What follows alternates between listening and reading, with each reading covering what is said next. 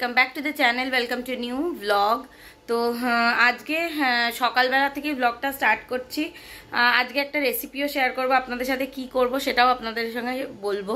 তো আজকে ঘুম থেকে উঠের থেকে বিছনাটা জাস্ট একটুখানি হালকা মতন ক্লিন করে নিয়েছি। ঝিনুক এখনও বিছনা ছাড়তে পারেনি। আমি আমার চা খাওয়া হয়ে গেছে, ব্রেকফাস্ট হয়নি, গলাটা ধরে রয়েছে। আর মানে সকালবেলা উঠে একবার গলা ধরেই যায়। আর বিছানায় ঘোটা কাটছে, বিছানায় চাদরগুলো ভাঁজ করে একটুখানি বালিশগুলো সাইডে রেখেছি, কিন্তু হবে না, সেটা করলে হবে না। ঝিনুক সেটা অ্যালাউ করছে না আমাকে। কি করছো মা? কি ঝোড়ো কাকের মতন হয়ে গেল কি চুলগুলো? আচ্ছা আচ্ছা, ঠিক করে যে ও আবার শোবো, ওর ঘুম এখনো কমপ্লিট হয়নি। শো, 10টা বেজে গেছে মা, এখনো ঘুম কমপ্লিট হয়নি। ওলে বাবা, ওলে বাবা, ওলে বাবা। কি জিজি? কি জিজি? জিজি নিতে হবে না, নাও মিনি নাও, না মিনি নাও। জিজি খুঁজে পাচ্ছি না। জিজি ঘুমটা এখনো ভালো হয়নি। মামা পড়বি কিন্তু, তুই কিন্তু পড়বি। কি কি বলছিস? ঝিনুকের ঘুম ভালো মতন না হলেই ও এরকম ঘ্যানঘ্যানানি করতে থাকে। মানে ওর কি হলো করতে থাকে। তো যাই হোক, তো আজকে না আমি আপনাদের সাথে লেমন চিকেনের রেসিপি শেয়ার করব। লেমন চিকেন না, গন্ধরাজ চিকেন, কি সব বলছি, গন্ধরাজ চিকেন গ্রেভি আর কি রেসিপি শেয়ার করব। আমি প্রথম বানাচ্ছি, তবে আশা করছি ভালোই হবে। আমি নিজের মতো করেই পুরোপুরি বানাবো, এটা কোনো অথেন্টিক রেসিপি নয়। আর খেতে কেমন হচ্ছে সেটাও আপনাদের সাথে শেয়ার করব। তো কি করেছি, বুয়ার চোখ আটকে গেছে। তো আমার মেয়ে যা ঘ্যান ঘ্যান করছে কি বলবো। কি হয়েছে বলো? এসো এসো আমার কাছে এসো, আমি তুলে দিচ্ছি বিছানা। এসো এসো। একই বালিশে ও আর ওর বুয়া শোবে আর কি, এটাই ওর ইচ্ছে। বাবা মা রে, কত বদমাশি কব্বি মা। কি কি নিন, একটু আমাকে বসতে দে। এটা ওটা সেটা বায়না করিস না। এই তো শুরু হবে, এই যে এখন শুরু হবে, কখন শেষ হবে তার ঠিক নেই। তো ঝিনুকে এবার ব্রেকফাস্ট করিয়ে দিই। ব্রেকফাস্ট করিয়ে টরিয়ে তারপরে আবার কথা হচ্ছে। হ্যাঁ, এগুলো কি? কাক? এইগুলো পায়রাই। দেখ উড়ে গেল তোর চোখের সামনে, দেখেছিস? আনন্দ হলো। এই দেখ, ডাকো ডাকো ডাকো ডাকো ডাকো ডাকো ডাকো, আয় আয় আয় আয়। দেখেছো মা, কত পায়রা।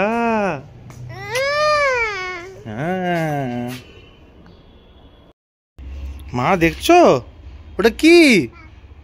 কতগুলো পায়রা দেখো। কাক ওখানে দেখো, কাক পায়রা সব বসে আছে।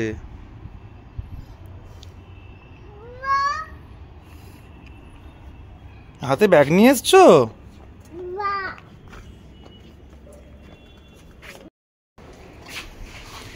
দেখ মা কত কাক। ওইদিকে মা, ওইদিকে আস না।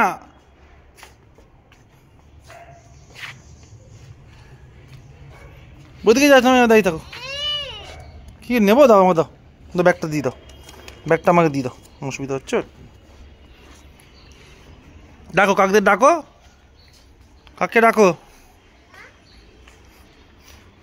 মা মা মা মা মা, একদম না একদম না একদম না একদম না, কলে হাত দেবে না, কলে হাত দেবে না, কলে হাত দেবে না। চল এবার উঠিয়ে নেবো কিন্তু, আমি কিন্তু হাত উঠিয়ে নেবো কিন্তু। লেমন চিকেন বানানোর জন্য আমি প্রথমে চিকেনটার মধ্যে একটুখানি হলুদ নিয়ে দিয়েছি আর একটু নুন দিয়ে দিয়েছি। আর এর মধ্যে দিয়ে দিলাম আদা রসুন কাঁচা লঙ্কার পেস্ট আর টক দই। তো এই সমস্ত কিছু দিয়ে আর একটুখানি দিয়েছি গন্ধরাজ লেবুর রস। এগুলো দিয়ে আমি খুব ভালো করে এটাকে ম্যারিনেট করে রেখে দেবো বেশ কিছুক্ষণ ধরে। তো যত বেশিক্ষণ ম্যারিনেট করব তত বেশিক্ষণ মানে মশলাটা ততটাই ভালো করে ভেতরে ঢুকবে মাংসের, আর টেস্টটাও ভালো হবে আর মাংসটাও নরম হবে।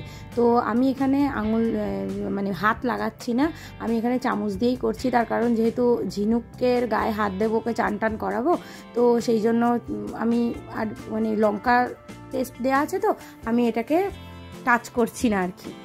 তো যাই হোক, এরপরে কিছুক্ষণ ম্যারিনেট করে রাখার পর রান্না করার ঠিক আগে আমি এর মধ্যে একটু গন্ধরাজ লেবুর জেস্ট দিয়ে দেবো।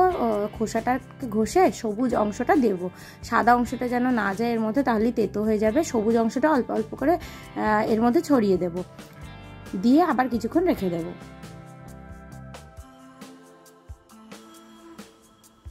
এরপর কড়াই নিয়ে নিয়েছি সর্ষের তেল। তো আপনারা সর্ষের তেলও নিতে পারেন, সাদা তেলও নিতে পারেন, পুরোপুরি আপনাদের ব্যাপার। আমি সর্ষের তেলেই রান্নাটা করছি, সাদা তেল নিলে সব থেকে ভালো হয়। আমার সাদা তেলটা না ফুরিয়ে গেছিলো, আনা হয়নি, সেই জন্য আমি ভাবলাম ঠিক আছে সর্ষের তেলেই রান্নাটা করে নিই। তো সাদা তেলের মধ্যে আমি কোনো রকম ফোড়ন দিইনি, ডাইরেক্ট পেঁয়াজ বাটা দিয়ে দিয়েছি। পেঁয়াজ বাটাটা খুব ভালো করে ভেজে নিতে হবে, কারণ পেঁয়াজ বাটার যদি ভালো করে ভাজা না হয় তাহলে কিন্তু পেঁয়াজের একটা কাঁচা স্মেল থেকে যাবে। আর পেঁয়াজ বাটা ভাজাটা একটুখানি মানে সময় সাপেক্ষ ব্যাপার, একটু ভালো করে নাড়াচাড়া করে ভেজে নিচ্ছি পেঁয়াজ বাটাটা। পেঁয়াজ বাটাটা দেখুন খুব ভালো করে আমি ভেজে নিয়েছি। এরপর আমি ম্যারিনেট করা মাংসটা এর মধ্যে দিয়ে দিলাম। তো এবার চিকেনটা দিয়ে খুব ভালো করে চিকেনটাকে কষাতে হবে, যাতে খুব ভালো করে তেল ছাড়ে।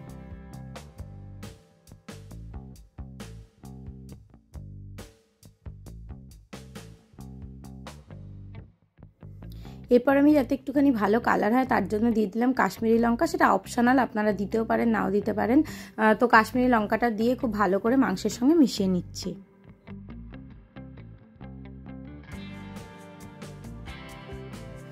মাংসটা খুব ভালো করে কষানো হয়ে গেছে। তো এর মধ্যে আমি এবার দিয়ে দিলাম গরম জল। গরম জল দিলে না মাংসটা খুব ভালোভাবে সেদ্ধ হয় আর নরম নরম থাকে বেশ।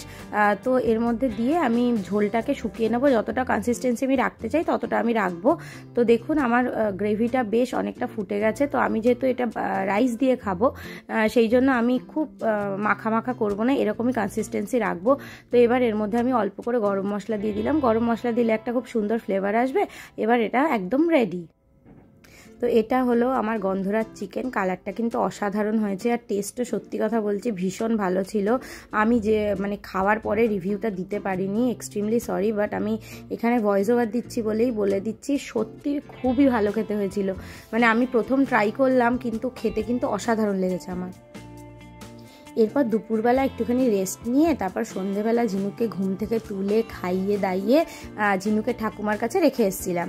তারপরে আমরা ওকে রেখে বাড়িতে আমরা চলে এসেছিলাম গোড়াবাজার। গোড়াবাজারে এসেছিলাম ঝিনুকের স্কুলের টিফিন বক্স আর ওয়াটার বটল কিনতে। যদিও এটা দরকার পড়বে এপ্রিল মাসে, তাও আগে থেকে কিনে রাখলাম, বাই চান্স যদি তালেগুলো ভুলে যাই সেই জন্য।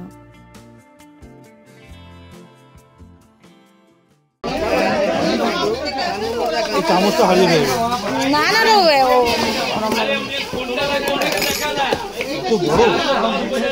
এইরকম গুলো এত বড়? হ্যাঁ হ্যাঁ ঠিক আছে, বলছি একটু অন্য কালার দেখাও না, অন্য কালার দেখাও না। না না না বারবার কিনবে নাকি?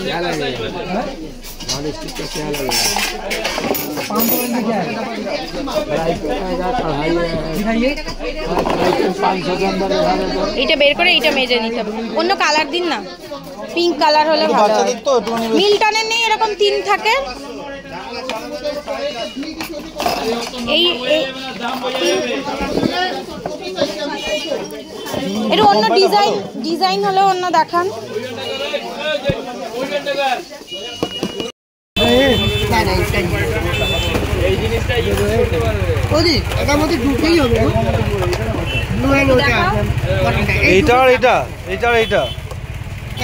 এটাই ভালো।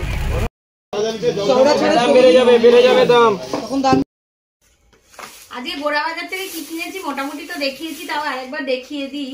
সেটা হচ্ছে গোড়াবাজার থেকে এই ঝিনুকের জন্য এই টিফিন বক্সটা কিনেছি। একবারই একটু বড় ধরনের কিনেছি, বড় বলতে ভেতরে খুব যে স্পেস আছে তা নয়, আরে এইখানে আটকে গেছে, কিন্তু স্টিলের কিনেছি তো এই ধরনের গুলো এখন খুব প্রয়োজন। পিঙ্ক কালারে খোঁজ করলাম পেলাম না। এই যে 3টে পার্টিশন আছে, চামচটা হারিয়ে চলে আসবে। আর চামচ আছে, চামচ ওকে এখন দেবো না। কি দিয়ে খাবে? এরকম ডিজাইন চামচ ছাড়া কিভাবে খাবে? হাতে করে খাবে। এখন তো ওরকম জিনিস দেয়া হবে না যেটা চামচে করেও খাবে। তো এইটা আর ওর জন্য এই ওয়াটার বটলটা কিনেছি। এগুলো সিপার বটল। এটাকে তো হাওয়া ওকে আমার শেখাতে হবে, কারণ এই বটলে ও এখনো খেতে পারে না, ও এখন ওই নিপল দেওয়া বটল গুলোতে খায়। তো এটাকে শেখানোর পরে ওকে স্কুলে পাঠাতে পারবো, তার আগে এই বটলই ওকে পাঠাতে হবে জল ভরে। কি হলো, কাঁদছিস কেন? শরীরটা ভালো নেই ওর। আমার মনে হচ্ছে কাঁদবে, ওর থেকে নিয়ে নিলেই কাঁদবে। অনেকক্ষণ আগে বাড়ি চলে এসেছি, বাড়ি এসে ঝিনুককে ঘুম পাড়িয়ে দিয়েছি। আমার গলাটা পুরো ধরে গেছে, যেমন রোজ ধরে যাচ্ছে, আরও ধরে গেছে। তো যাই হোক, তো এবার আমিও ঘুমাতে যাব। আর ঝিনুকের টিফিন বক্সটা তো দেখালাম, একবার একটুখানি বড় টিফিন বক্সে কিনে নিয়েছি, কারণ যাতে বারবার কিনতে না হয়, কারণ বারবার কেনা সম্ভব নয়। টিফিন বক্সগুলোর একটুখানি দাম বেশি নেয়, এই টিফিন বক্সগুলোর খুব একটা দাম কম নয়।